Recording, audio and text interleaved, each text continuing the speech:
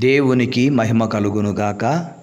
క్రీస్తునందు ప్రియమైన దైవ జనాంగమా, దేవాది దేవుడు మనకు అనుగ్రహించిన మరి ఒక వాగ్దానమును బట్టి దేవునికి నేను కృతజ్ఞతలు చెల్లిస్తూ ఉన్నాను.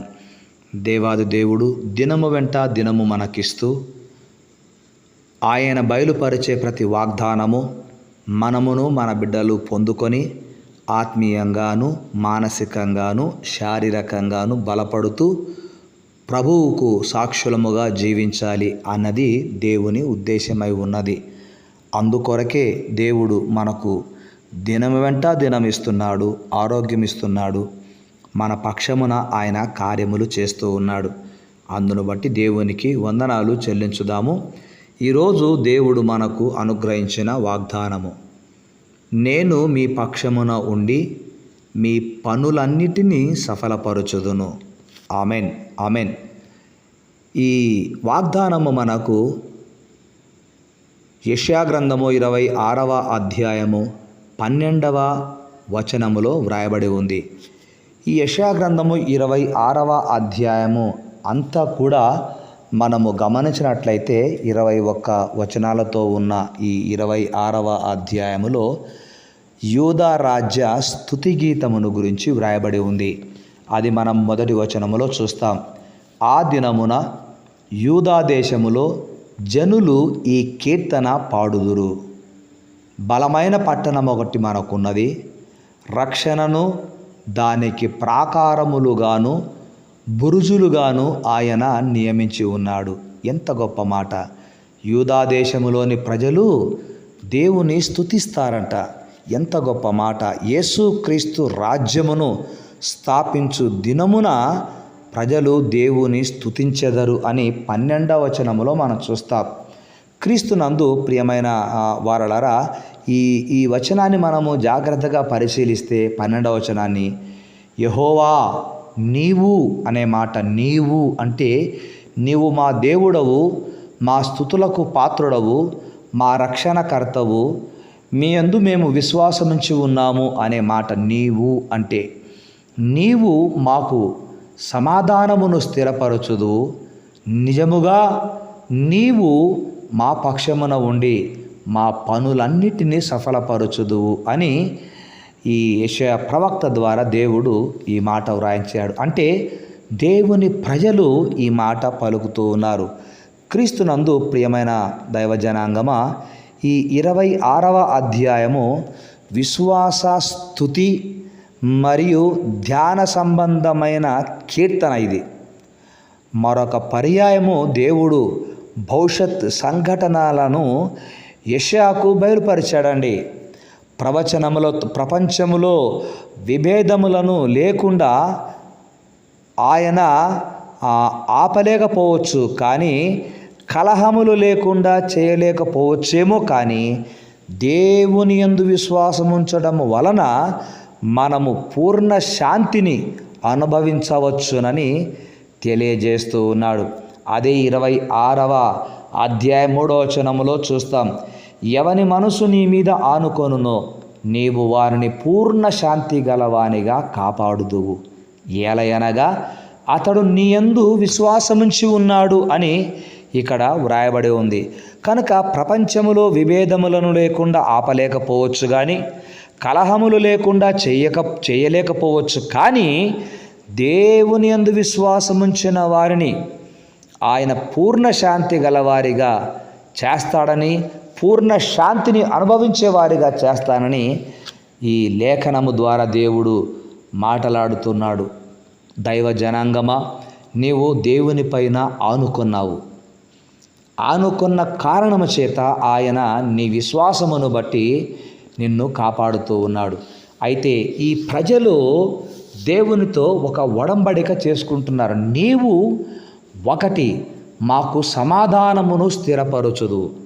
ఈరోజు అనేక కుటుంబాలలో కొరతగా కనపడేది ఇదే. సమృద్ధి ఉండొచ్చు, సంతోషం ఉండొచ్చు, సంపద ఉండొచ్చు, కానీ సమాధానము లేకపోవడము చాలా బాధాకరము. భార్యకు భర్తకు, భర్తకు భార్యకు, భార్యాభర్తలకు పిల్లలకు సమాధానము లేని స్థితిని మనం కొన్ని కుటుంబాలలో చూస్తూ ఉన్నాం. అయితే దేవుడు ఈరోజు నీకు ఇచ్చిన వాగ్దానము, నీకు సమాధానమును స్థిరపరిచి నేను నీ పక్షమున నీ పనులన్నీ సఫలము చేస్తానని వాగ్దానం చేశాడు. ఎంత గొప్ప దేవుడు, ఎంత మంచి మనిషి దేవుడు. దేవునికి స్తోత్రము. మన మనసును జీవితములను దేవునికి అప్పగించినప్పుడు జీవితములో స్థిరత్వమును శాంతిని ప్రసాదిస్తాడండి. నీతిమంతుల మార్గము సమముగా ఉండును, మేము నీ కొరకు కనిపెట్టుకొనుచున్నామని 7-8 వచనాలలో ప్రజలు తెలియచేస్తున్నారు. మేము నీ కొరకు కనిపెట్టుకొనుచున్నాము. ఈ మాట మీరు మర్చిపోకూడదు.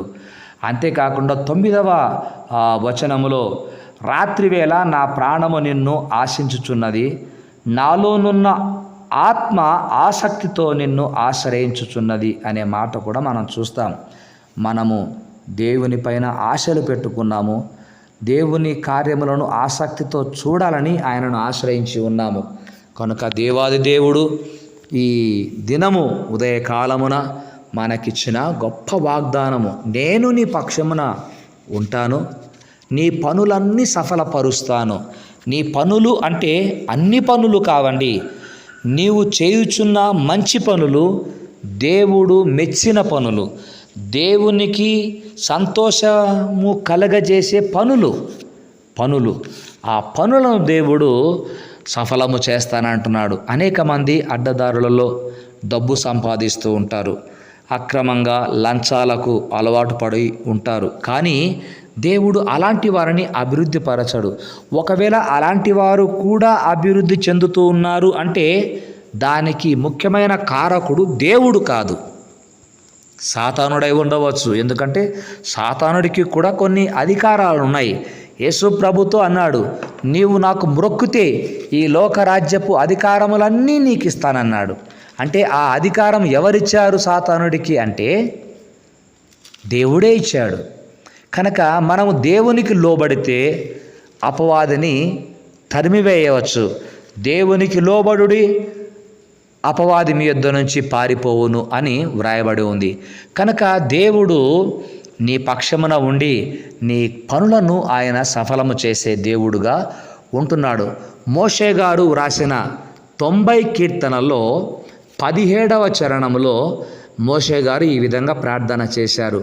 మా దేవుడైన యెహోవా ప్రసన్నత మా మీద ఉండునుగాక, మా చేతి పనిని మాకు స్థిరపరచుము, మా చేతి పనిని స్థిరపరచుము అని మోషే దేవునికి ప్రార్థన చేశాడు.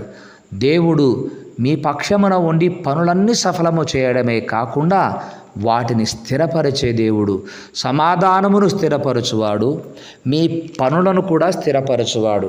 ఈరోజు నీవు ఏ వృత్తిలో ఉన్నావో అది చిన్నదే కానీ పెద్దదే కానీ, కొద్దిదే కానీ గొప్పదే కానీ, నీవు నమ్మకముగా దేవుని పైన ఆనుకొని చేస్తూ ఉన్నావు గనక దేవుడు మొదట నీకు సమాధానమును స్థిరపరిచి, రెండవదిగా నీ పక్షమున ఉండి, మూడవదిగా నీ పనులన్నిటినీ సఫలపరిచి స్థిరపరచును గాక.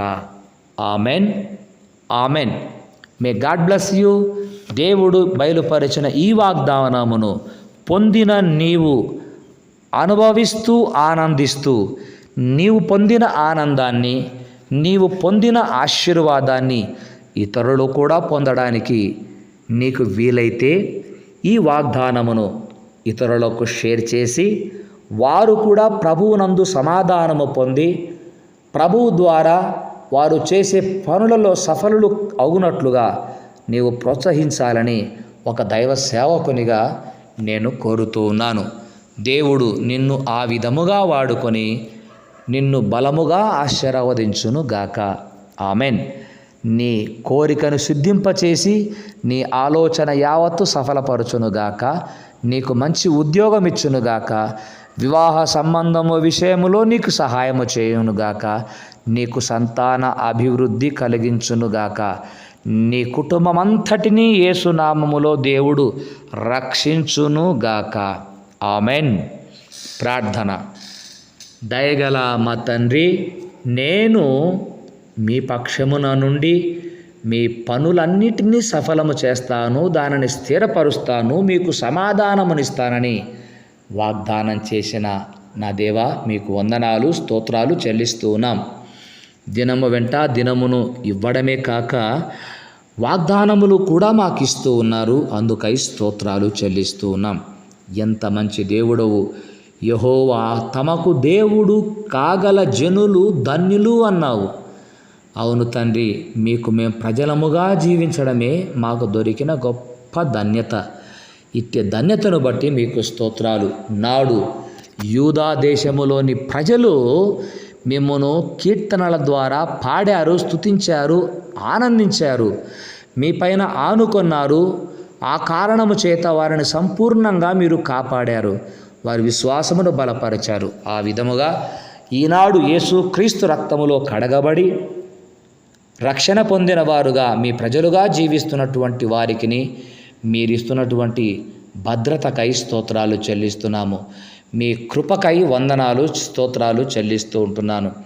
మహిమ కలిగిన మా తండ్రి, ఆశపడ్డ ప్రాణిని నీవు తృప్తిపరచే దేవుడవు. మిమ్మును ఆశ్రయించిన వారిని త్రోసివేసే దేవుడవు కాదు గనక ఈ దినం మిమ్మును ఆశ్రయించిన వారందరూ మీ పైన ఆధారపడి ఉండగా, ఆధారపడిన వారికి మీరిచ్చిన ఈ వాగ్దానమును వారి జీవితంలో నెరవేర్చుమని మీ దాసుని నోట నుంచి ప్రవచింపబడిన ప్రతి మాట యేసు నామములో మీ మహిమార్థమై నెరవేరునుగాక. యేసు క్రీస్తు నామమున ప్రార్థిస్తున్నాము తండ్రి, ఆమెన్. తండ్రి, కుమార, పరిశుద్ధాత్మని యొక్క అన్యోన్య సహవాసము, సన్నిధి, సమాధానము మనకెల్లరికి సదా తోడై ఉండునుగాక. Amen, amen. May God bless you, may God bless you all. శుభోదయం.